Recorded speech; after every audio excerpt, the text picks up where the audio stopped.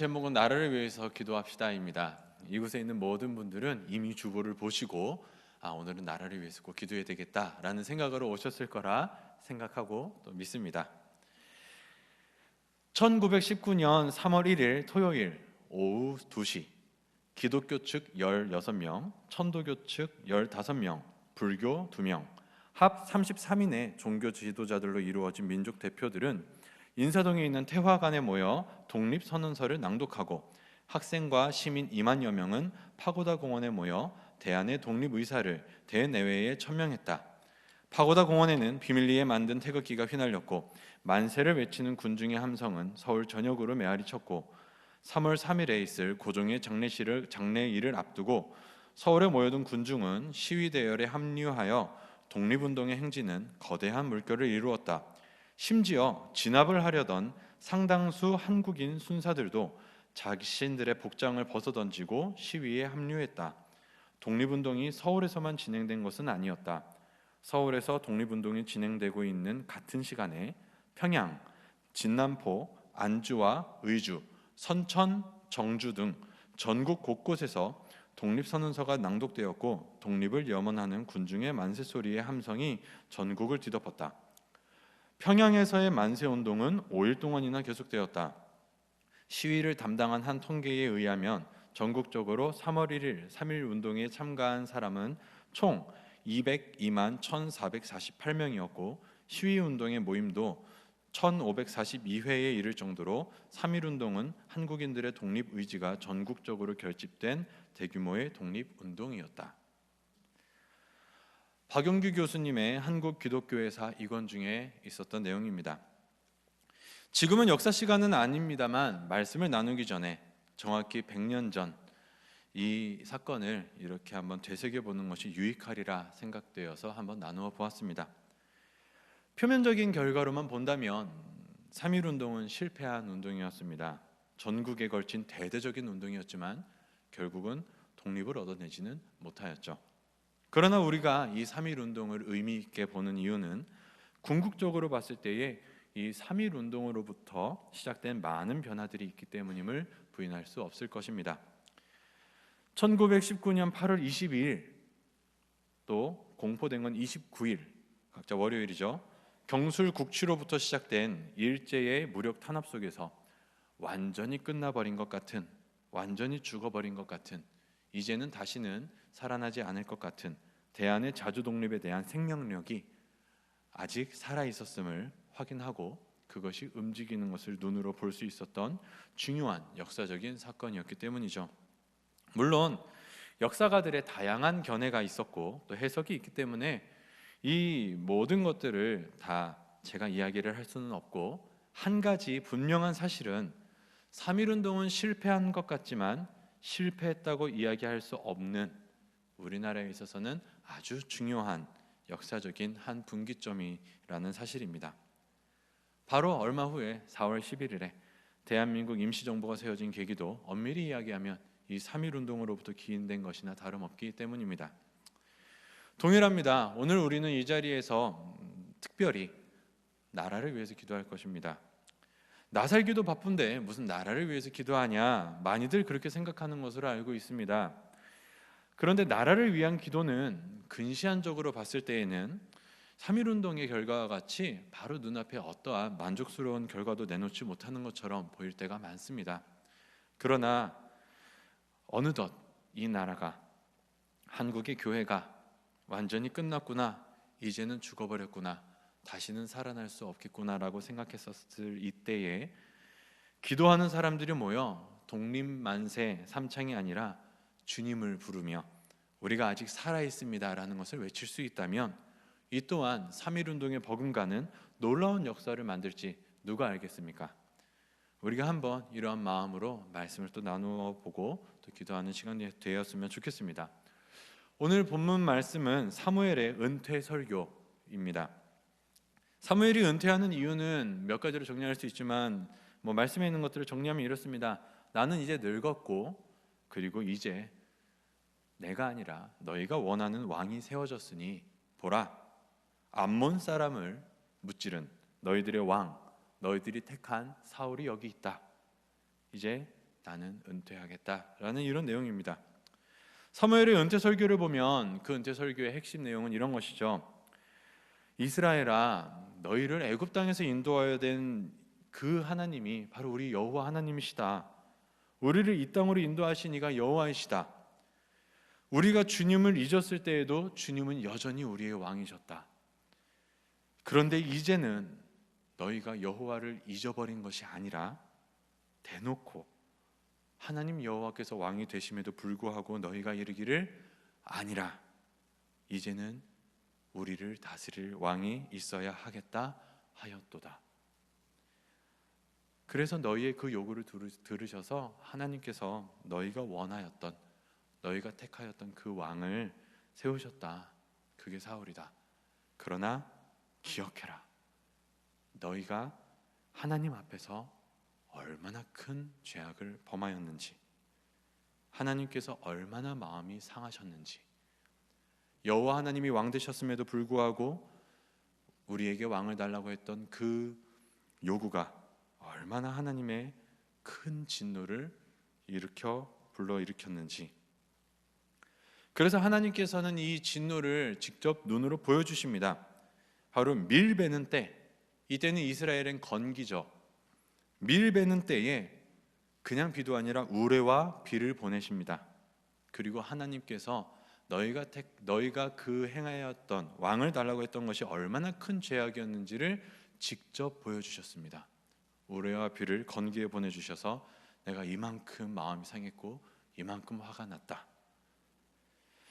그랬습니다. 이것은 이스라엘의 명백한 반역이었습니다. 하나님을 잊어버리고 좌충우돌할 수 있습니다.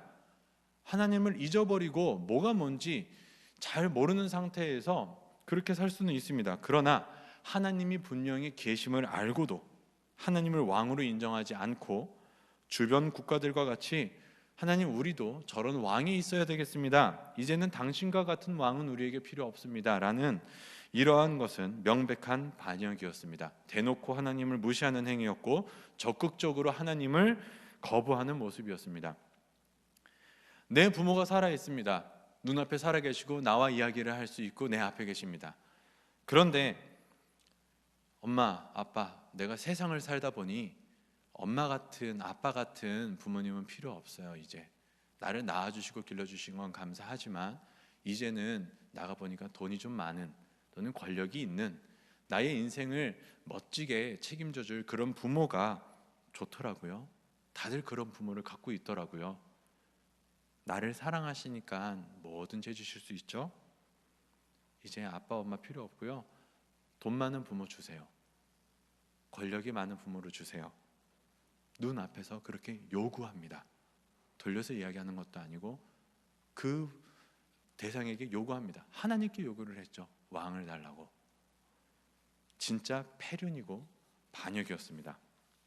게다가 그들의 모습은 얼마나 추한지, 자기들이 대놓고 하나님을 거부하고 자신들의 왕을 구하고 있으면서도 하나님의 진노를 보여주니까, 하나님이 그 말을 듣고 얼마나 화가 나셨는지를 보여주니까 그때서야 또 몰려와서는 사무엘에게 이야기합니다. 우리를 위하여 당신의 하나님께 좀 기도해서 우리가 죽지 않게 해주세요.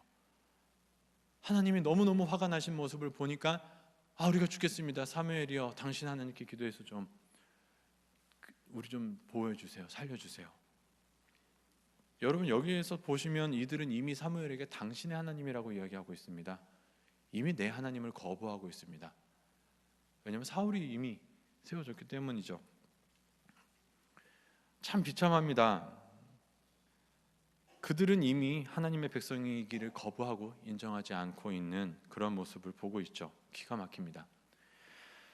참 이스라엘은 미련합니다. 어린 자녀들을 마구 죽였었는데도 저항하지 못했었던, 비참한 노예되었었던 그 애굽의 때를 기억하지 못하고, 이스라엘이 이렇게 젖과 꿀이 흐르는 가나안 땅으로 주인이 되기까지 하나님께서 그들에게 하나님의 손길이 닿지 않은 곳이 한 곳도 없었음을 그들은 지금 잊고 있습니다. 아니, 알고도 무시하고 있는 걸 수도 있습니다.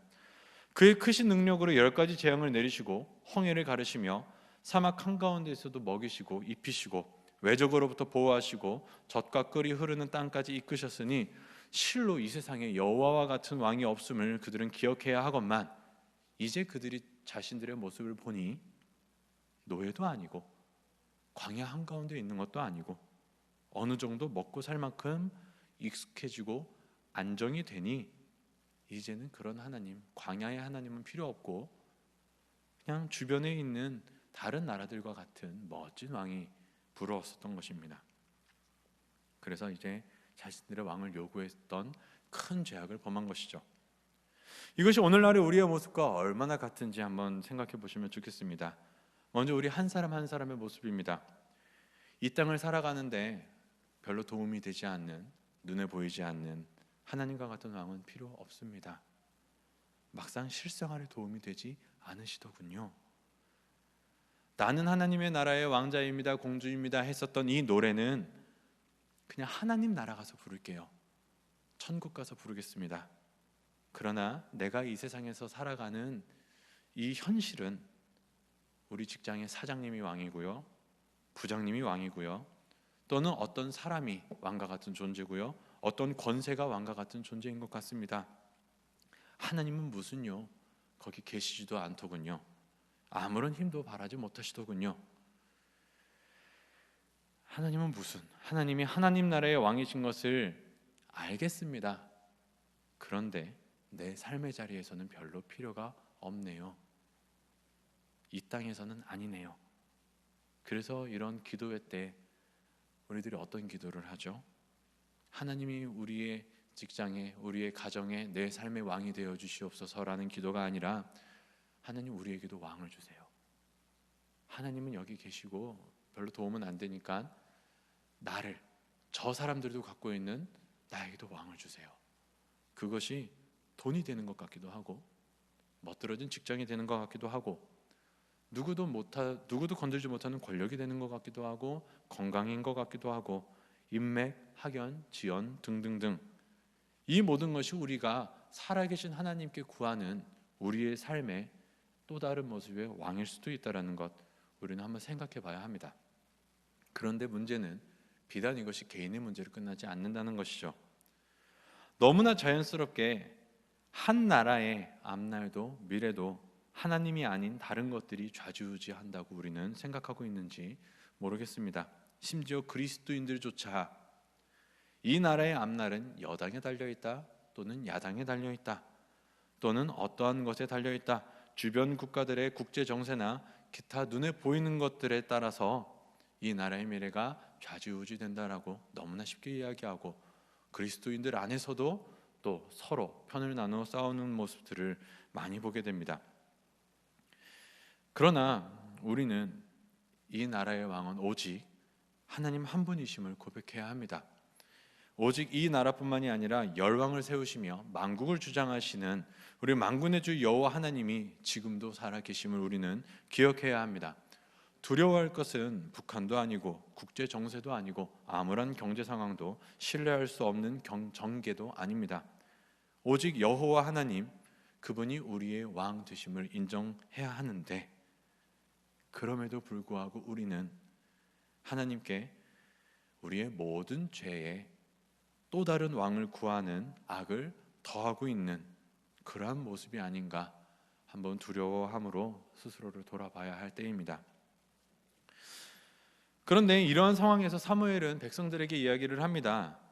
두려워하지 말라. 너희가 그렇게 큰 죄악을 저질렀음에도 여호와께서는 너희를 자기 백성으로 삼으신 것을 기뻐하셨으므로 여호와께서는 그의 크신 이름을 위해서라도 자기 백성을 버리지 아니하실 것이요, 제발 너와 너희의 왕이 여호와의 명령을 거역하지 말고 여호와만을 따라라. 진짜 왕의 품격은 이런 게 아닐까 생각이 들 정도입니다. 지금 백성들은 자기를 거부하고 자신을 인정하지 않고 눈앞에 대놓고 자신들의 왕을 달라고 합니다. 얼마나 수치스러운 모습일지 모르겠습니다. 하나님께서는 분명히 그 마음에 큰 진노의 물결을 일으키셨겠지만 그럼에도 불구하고 그들을 백성 삼으심을 기뻐한다고 말씀하시고 그들의 요구를 들어 왕을 또 세워주셨습니다. 반역한 이스라엘 백성들에게도 그 큰 진노 중에서도 어떻게 끝까지 나는 그래도 너희를 백성으로 택한 것을 후회하지 않아 기뻐해. 너희가 나를 버릴지라도 나는 너희를 버리지 않을 거야. 어떻게 이러한 말씀을 하실 수 있을지. 근데 여러분, 우리 하나님은 이런 분입니다. 우리 너무나 잘 알고 있습니다. 이것은 비단 나라와 민족에게만 이러시는 것이 아니죠. 우리 개인 한 사람 한 사람에게도 하나님은 동일하신 모습을 갖고 계십니다. 하나님 앞에서 악을 행하고 죄인 되었을 때에 먼저 사랑하심으로 구원해 주시지 않으셨습니까? 끝까지 우리를 붙잡아 주시고 포기하지 않고 버리지 아니하시는 그 하나님의 모습을 우리는 잘 알지 않습니까? 분명히 이스라엘은 잘못했죠. 많은 죄악을 저질렀지만 그 중에서도 특별히 살아계신 하나님 여호와를 놔두고 그분께 또 다른 왕을 구하는 악을 더하였습니다. 분명히 큰 죄라는 것을 하나님은 건기에 보내시는 우레와 비를 통하여서도 증명하셨죠. 그럼에도 불구하고 하나님은 이스라엘을 기뻐하시고 끝까지 버리지 아니하신다고 하십니다. 이스라엘은 하나님을 버릴지라도 다른 왕을 구할지라도 우리의 하나님이 아닌 당신의 하나님이요 라고 이야기를 하는 그때에도 하나님은 끝까지 그들을 자기 백성, 내 백성이라고 이야기를 하십니다. 그리고 나서 우리가 너무나 잘 아는 유명한 이 사무엘의 기도가 시작이 됩니다. 나는 너희를 위하여 기도하기를 쉬는 죄를 결탄코 여호와 앞에서 범하지 아니하고. 여기서 눈여겨볼 것은 너희를 위하여 기도하는 것을 쉬는 것이 죄라고 합니다. 너희를 위하여 기도를 쉬는 것이 죄다. 그런데 무엇보다도 여호와 앞에 결단코 범하지 아니하고라는 이 말이 이렇게 더 원어를 깊숙이 보면 그냥 여호와 보시는 앞에서 내가 범죄한다 이 말이 아니라 이제 전치사 라메드가 들어가는 이제 그분 이 향해서, 그래서 라 아도나이라는 이 원어가 있는데 여호와 앞에서 죄를 짓는 게 아니라 여호와께 죄를 짓는, 이렇게 여러분들이 생각을 하시면 됩니다. 내가 너희를 위해서 기도를 쉬는 것이 내가 여호와께 죄를 짓는 거야. 대체 잘못은 이스라엘이 했고 이스라엘이 하고 있는데 왜 사무엘이 그들을 위해서 기도하는 것을 멈추는 것이 죄인가? 우리 마음에는 그냥 저런 이스라엘 좀 혼나야 되는데, 그냥 내비둬야 될 텐데, 아니 기도해주면 고마워해야지 어떻게 기도하지 않는 게 죄가 되는 거지? 물론 이것을 갖고 사무엘상 7장 8절에 있는 사무엘의 어떤 자신의 역할을 갖고 이 말씀을 해석하시는 분들도 있지만, 우리는 오늘 그것보다도 더 주의 깊게 볼 것은 사무엘이 왜 기도를 멈추는 것이 죄일까라고 했을 때에 바로 하나님의 모습 때문에 라고 이야기를 우리가 했으면 좋겠습니다.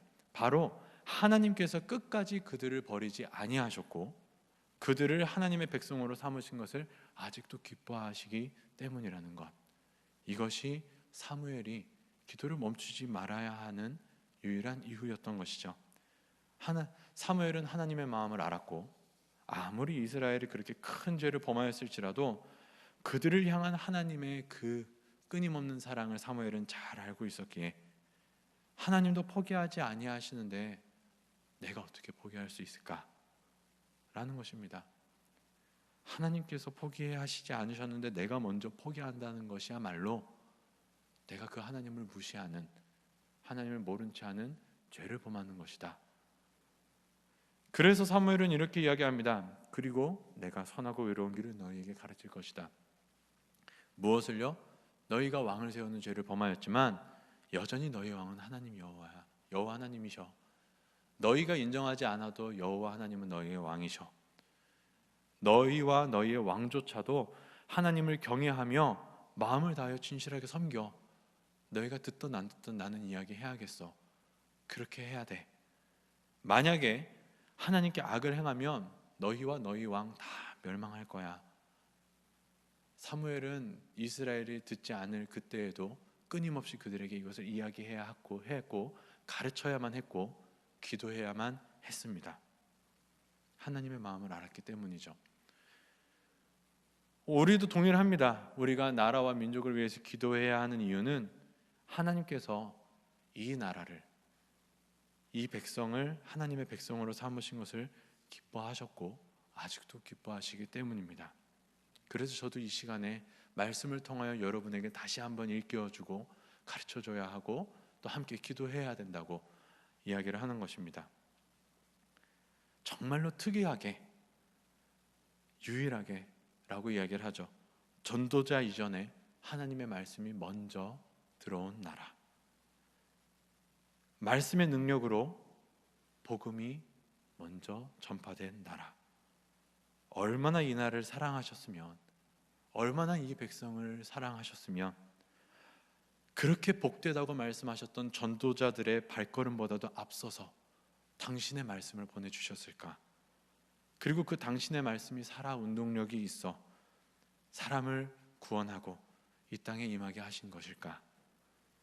또한 선교를 받던 나라에서 선교를 하는 나라, 도리어 선교의 중심이 된 나라, 우리에게 선교사를 보냈던 나라에서 도리어 우리를 향하여 다시 선교사를 보내달라고, 한국만이라도 그 복음의 마지막 보루가 되어달라고, 이 마지막 때에 그렇게까지 주의 앞에서 성장할 수 있었던 큰 은혜를 입은 나라, 분명히 순교자들의 뜨거운 피와 눈물의 기도를 받으시고 하나님께서 특별히 분명히 기억하시는 나라, 주께서 너무나 사랑하는 사람들을 보내셔서 고문받고 죽게 하시기까지 사랑하신 나라, 일제강점기에도 6.25의 공산주의 가운데에서도 수많은 순교자들을 허락하신 나라, 그래서 지금까지 믿음이 유지되었고 이렇게 충신교회에 이르기까지 믿음의 자녀들이 지속될 수 있게 보호해 주셨던 이 복받은 나라, 하나님께서 이 나라를 얼마나 사랑하시는지는 더 말하지 않아도 우리가 더 잘 알 것입니다. 아무리 세간에서 헬조선 빨리 이 땅을 버리고 나가야 된다, 이 땅은 망했다라고 이야기를 하기도 하고, 여당 야당 정책이 어떠하든지 사회가 아무리 이기적으로 변해가고 부익부 빈익빈이 심해지며 무엇보다 하나님께 범죄할지라도 그래도 하나님은 여전히 이 나라를 사랑하십니다. 피로 값주고 사신 이 나라를 결코 버리지 아니하실 겁니다. 매우 치실지라도 끝까지 붙잡으실 겁니다. 그렇기에 우리도 그 하나님의 마음을 안다면 끝까지 이 나라를 사랑해야 합니다. 끝까지 이 나라를 위해서 기도해야 합니다. 이 나라를 위해 기도하는 것을 쉬는 죄를 결단코 하나님 앞에서 범하면 안 됩니다. 3.1운동 100주년, 우리는 3.1운동을 하면 유관순 열사만을 대표적으로 생각하기가 쉬운데, 평화적인 시위로 시작한 이 3.1운동을 이제 일제는 군관을 동원해 무력으로 진압하기 시작했고, 그러한 일제의 무력 진압으로 인해서 3월 1일 선천에서 첫 희생자가 난 이래 5월 30일까지 사망자 총 7,509명, 부상자 45,562명, 체포자 49,811명이 생겼고